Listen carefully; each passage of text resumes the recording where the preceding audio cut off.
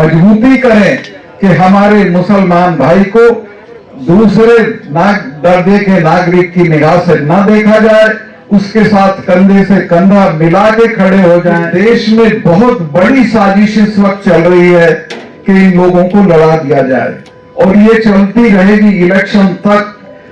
बहुत सावधान रहने की जरूरत है। हिंदू भाइयों से जरूर कहूंगा कि तुम्हारी अगर तादाद ज्यादा है तो तुम्हारी जिम्मेवारी भी ज्यादा है। ये एक शानदार और एक तरह से ऐसी जगह पे आप जा रहे हो जहां जाके आपको लगेगा कि हमने अच्छा काम किया। और मैं जब यहाँ आया तो इसके बाद मुझे लगा कि वाकई आज का दिन हमारे लिए बहुत महत्वपूर्ण और बहुत शानदार दिन है।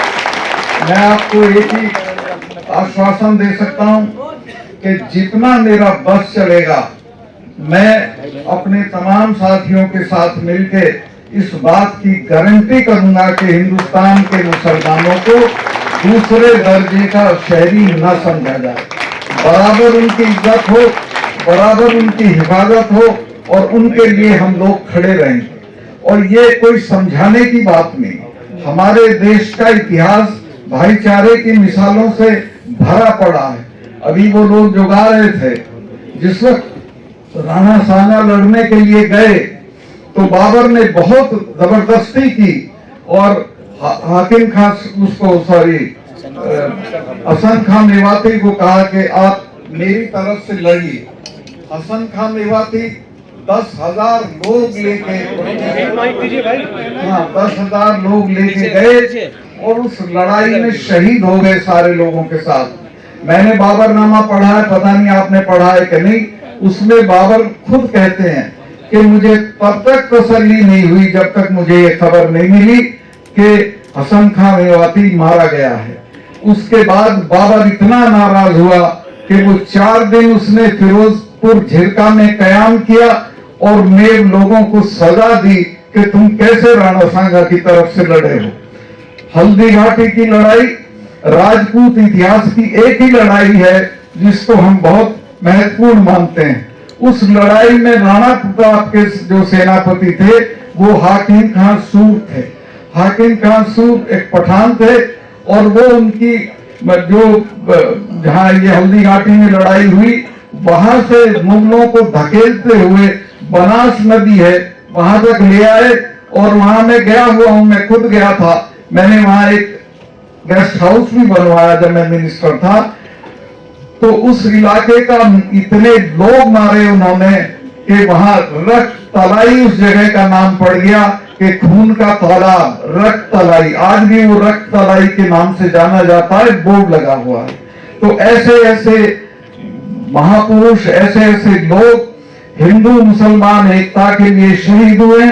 अगर हम इनको भूलेंगे तो अपना इतिहास भी भूलेंगे और हम अपनी जो खासियत है हमारे इतिहास की या हमारी कौमों की उसको भी भूलेंगे। मैं एक बात और निवेदन कर दूं कि देश में बहुत बड़ी साजिश इस वक्त चल रही है कि इन लोगों को लड़ा दिया जाए और ये चलती रहेगी इलेक्शन तक।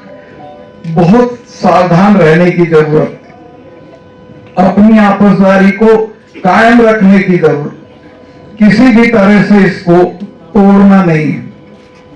और मुझे इस बात की खुशी है कि हमारी खाप पंचायतों ने साबित कर दिया कि वो इस जज्बे के साथ जिंदा हैं और आगे भी मुझे भरोसा है कि ये लोग उसी तरह से खड़े रहेंगे।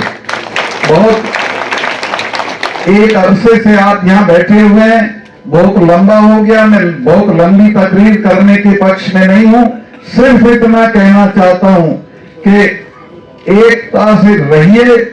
और हिंदू भाइयों से जरूर कहूंगा कि तुम्हारी अगर तादाद ज्यादा है तो तुम्हारी जिम्मेवारी भी ज्यादा है और तुम इस बात को आश्वस्त करें, इसकी बात की मजबूती करें कि हमारे मुसलमान भाई को दूसरे दर्जे के नागरिक की निगाह से न देखा जाए, उसके साथ कंधे से कंधा मिला के खड़े हो जाएं तो आपको कोई दिक्कत नहीं होगी।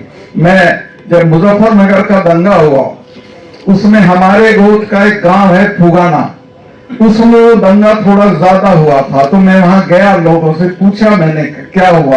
उन्होंने कहा जी बहुत गलती हो गई, उनको किसी ने खबर दे दी कि मलिकों का जो गोद का दादा है वो पीछे मुसलमानों के किसी गांव में मार दिया गया, जबकि वो गलत खबर थी। तो उसके रिएक्शन में वहां दंगा हुआ। तो गांव के लोगों ने, आप यकीन करोगे, रोते हुए कहा कि ये तो हमारी जिंदगी, हमारा तो गंडासा नहीं चढ़ता इनके बिना, हमारा तो कोई काम इनके बिना नहीं होता, और हमारे तो पुरखे 47 में रेल से उतार उतार के इनको लाए थे कि कहां जा रहे हो, यहीं रहो, और हमने बसाए थे, हमारे भाई हैं। तो वो भाईचारा टूट गया था मुजफ्फरनगर के दंगे में। मैं कोच साहब और इन लोगों का शुक्रगुजार हूं कि इन्होंने जो ये अपना नूह के दंगे के वक्त जो स्टैंड लिया, वो लहर हमारे यहाँ भी चली गई। जाटों का और मुसलमानों का जो तफरका था वो उसी दिन खत्म हो गया, और हम भी आप जैसे ही हो गए। और अब हमारे यहाँ कोई फिरका परस्ती पश्चिमी यूपी में भी नहीं है। तो इसको फैलाना है। ये मेरे साथ बैठे हैं अपने गोदारा साहब, ये अभी सीकर में सम्मेलन करके आए हैं, इससे पहले भी सम्मेलन किए हैं, और एक लहर चल पड़ी है इस तरह के सम्मेलनों की। और हम आपको इरफान भाई वहां बुलवाएंगे, आप आइए और आप यहाँ का पैगाम इस पंचायत का, इस मजलिस का, इस गैदरिंग का लेके निकलिए। मैं बिल्कुल, मेरा विश्वास है कि लोग आपकी आवाज पे खड़े होंगे। बहुत बहुत शुक्रिया।